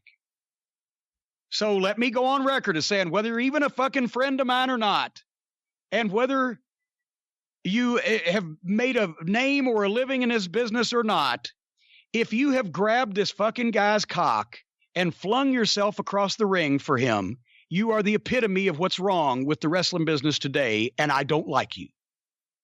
Let's just make that a blanket statement. All right. Can I ask you, I know we've got... I wish you would. We've really gone long here. Ask me anything. Because I listened to Dave's audio the last couple days, and quite frankly, I'll be honest, I wish you and him would actually just talk off air and iron out and get everything out. He says the same kind of shit off air. He tries to defend shit. He tries to, it was for the audience. That's what I want to ask you about. One of his defenses is, and I'm not saying it's inherently wrong, but let me ask you, the idea that there was a time where wrestlers thought Gus Sonnenberg and Jumpin' Joe Savaldi, the original Joe Savaldi, were killing the business with their high spots. And, you can go all throughout the eras where guys thought the era before them were killing the business with the style of work, not let alone the silliness. It's not the style of work. That's what, and he keeps going back to that because that is a defendable statement. If all I was complaining about was the style of work, then I would be wrong. Because like I said at the top of the program, if you want to take 100 million video game bumps and end up paralyzing yourself and being traction, fine. That's just a bad match. That's not a good match, in my opinion. But it's nothing to goddamn want to throttle people over.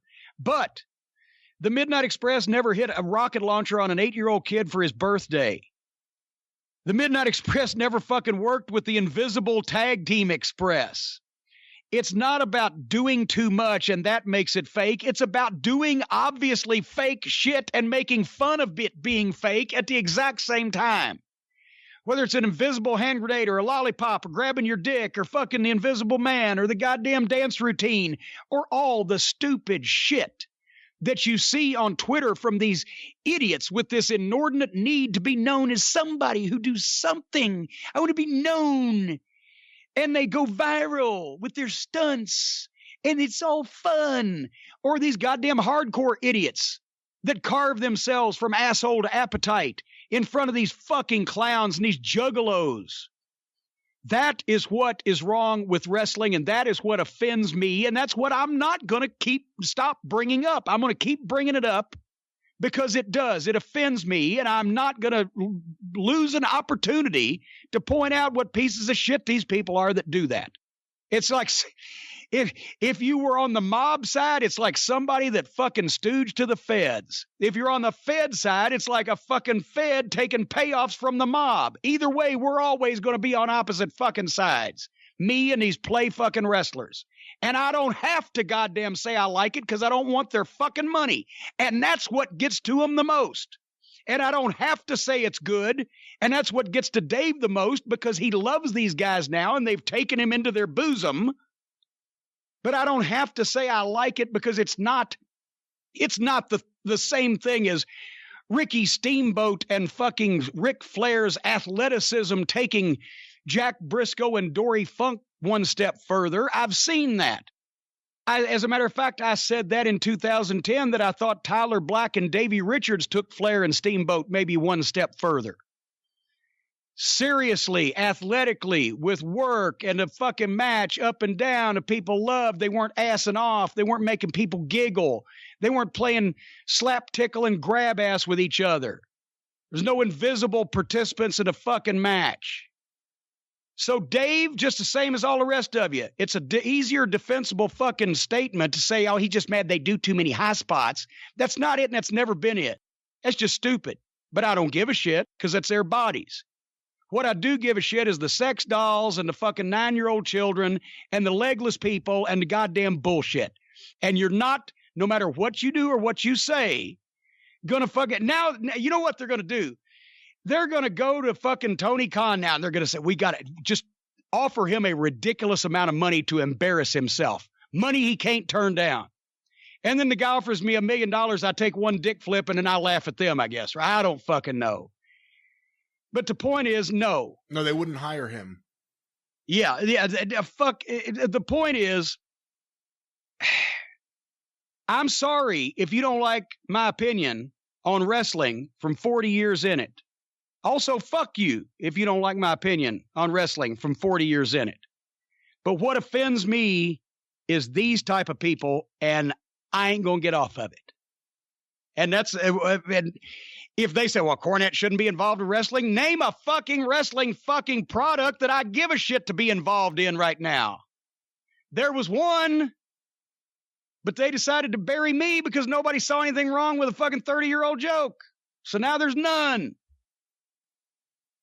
You know, I think a lot of the AEW defenders out there, and it's a group that's vigorously defending everything about AEW, is, you know, part of my thing, and obviously I'm different than you. I don't have this personal animosity towards Omega or the Young Bucks or really anyone there. And you shouldn't. You shouldn't, because you have always liked wrestling. You're a fan of wrestling.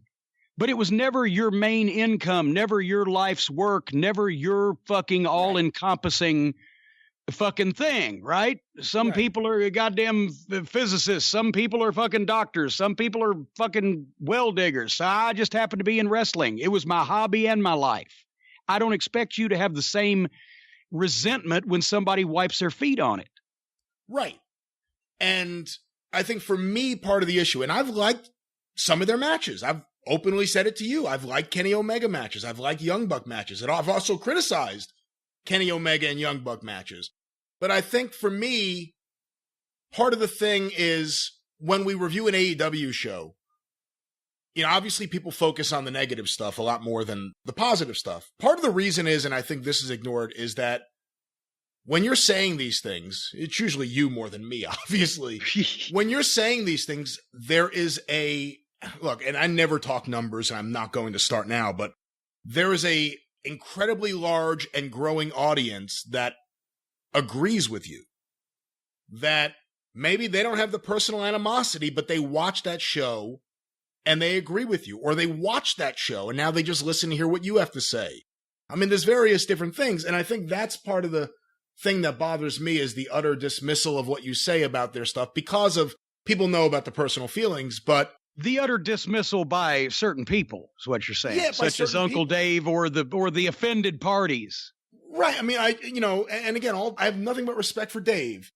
But like when I heard what he said about the Full Gear review, and specifically about the Adam Page Pac match, that we were just picking on Adam Page, or that's not the way he said it, but just picking apart what Adam Page did. It's like, if you've listened to anything we've done for 2 months, 3 months, it's been you telling me Adam Page is great. I wish I had I wish I had someone like this under me that I could mold into a superstar. And I kept saying, I don't really get it yet. I see that he's talented, but there's nothing that pulls me towards it. Again, I said before, wasn't that match, because so many of the matches, because they've had a few, but was that not the match where what we criticized was that, goddamn, as soon as they started the match, they just went over the rail and out in the crowd? Was that the one? You know what? I think that was it. Yeah. They all blend together after a while. Yeah.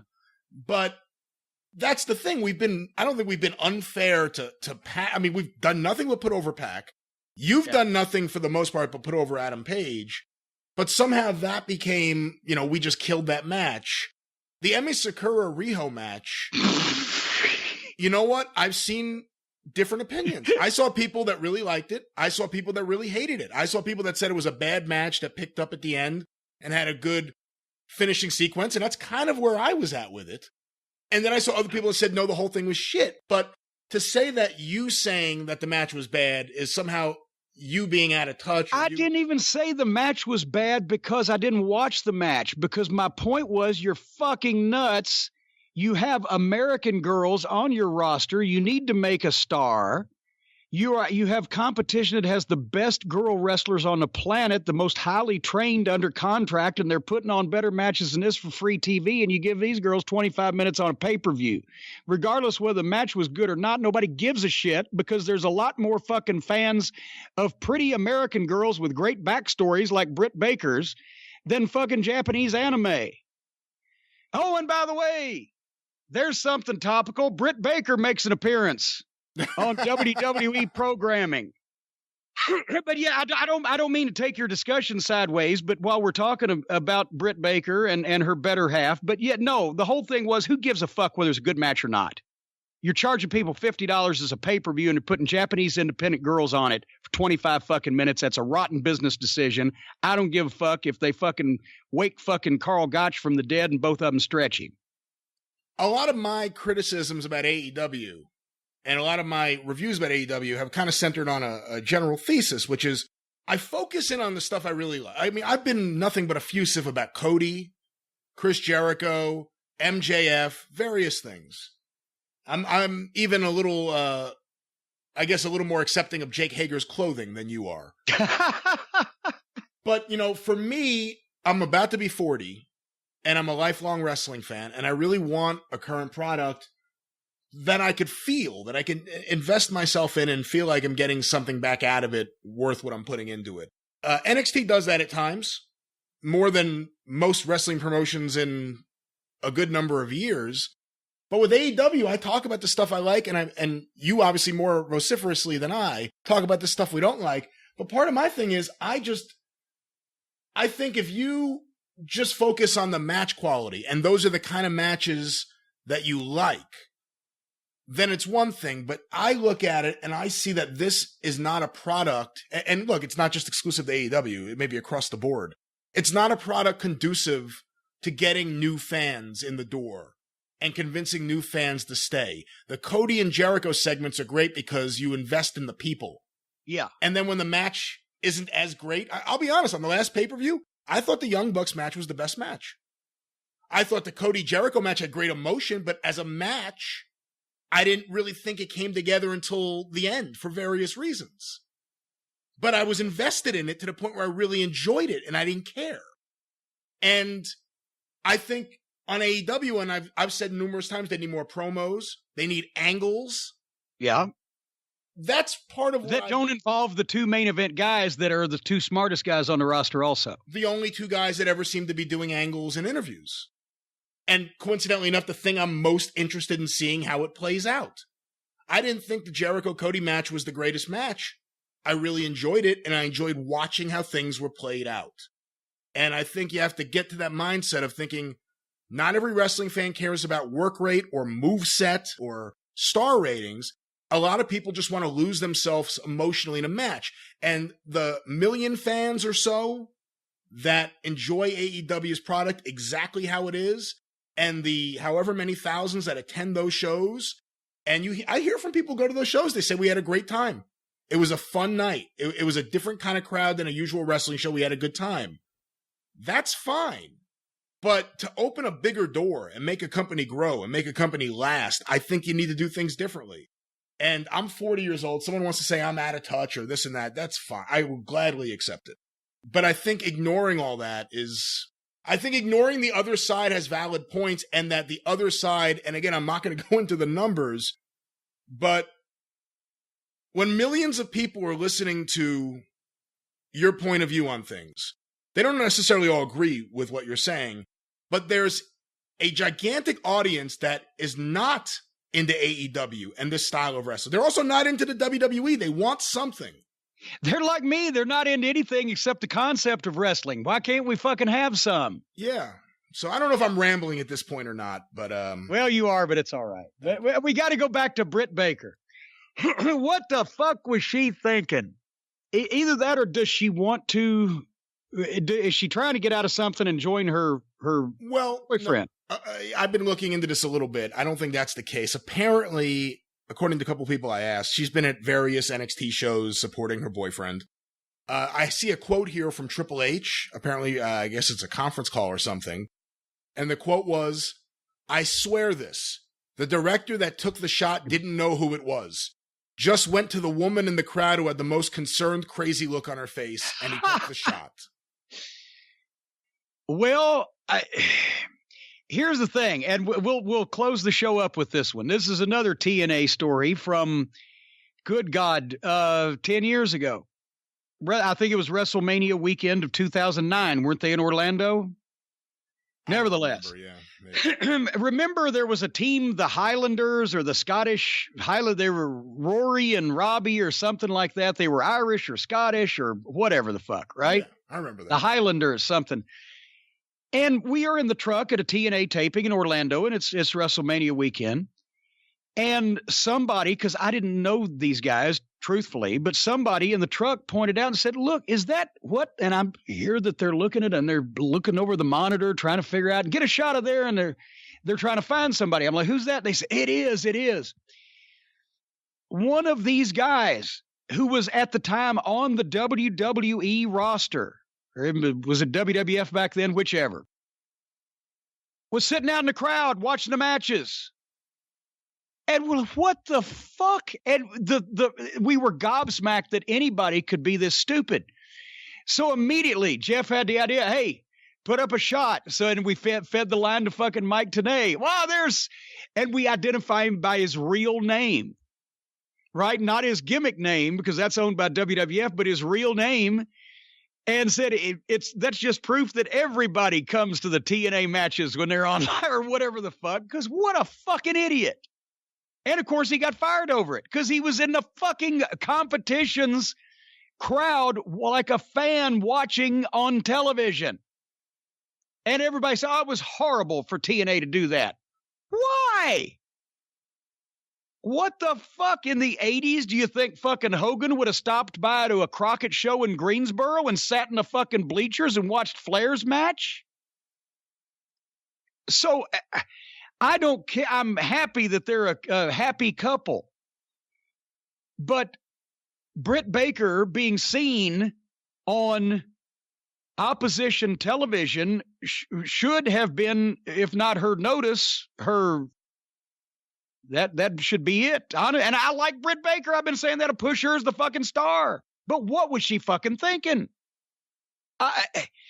That's another. The people in the business today are insane. That would have never happened 30 years ago unless Britt Baker was there trying to fucking hop in the ring and shoot her own angle. Fucking Mario Galento. Yeah, Mario Galento somebody. But what the... So, of course, they're going to show her, whether they did it accidentally or on purpose. I guarantee you, if they'd have known if they did it accidentally, but if they'd have known she was there, they would have done it on purpose, even if they didn't do it accidentally. So, whatever the fuck. The point that I was just gobsmacked. Why would you even think that would be a thing that you should do? Go to an opposition show and sit in a crowd. Business has changed, Brian. And the podcast has changed too. It's a lot longer than it used to be. Are we done? This is your dog. You're fucking, I'm just holding its head. All right, well, let's get out of here on a high note. Of course, you can listen to the Jim Cornette Experience when it debuts on Friday. This Friday's edition will be an omnibus. I believe we're going to do an omnibus collection of Jim's reviews of the Wednesday Night War. From the beginning, oh yes. From the beginning until right now, until this past week. So check that out this Friday, wherever you find your favorite podcast. And don't forget to go to the official Jim Cornette YouTube channel, tinyurl.com/official Corny YouTube. Get full episodes, get clips, and of course, the omnibus collections with the exclusive and amazing Travis Heckel artwork. Check it out today. Just go to YouTube and search for Jim Cornette. And of course, share it wherever you can and let people see that fantastic artwork. Also, you can follow Jim on Twitter at the Jim Cornette. You can follow me on Twitter at Great Brian Last. You can hear me on the 605 Superpodcast at 605pod.com, or available wherever it is that you find your favorite podcast. Episode 100 later this week with Jim Cornette. So if you need some more corny in your life, check it out later this week. Of course, Cornette's Collectibles at jimcornette.com. Get your comic book today. Yeah. I mean, graphic novel, excuse me. Yeah. Order early and often, jimcornette.com. And don't forget about autographed photos, burger towels, t-shirts, DVDs, books, and so much more. jimcornette.com. But until next time on The Experience, and next week on the Drive Thru, we may even get some questions on the show next week. For Jim Cornette, I'm the Great Brian Last. Tally-ho!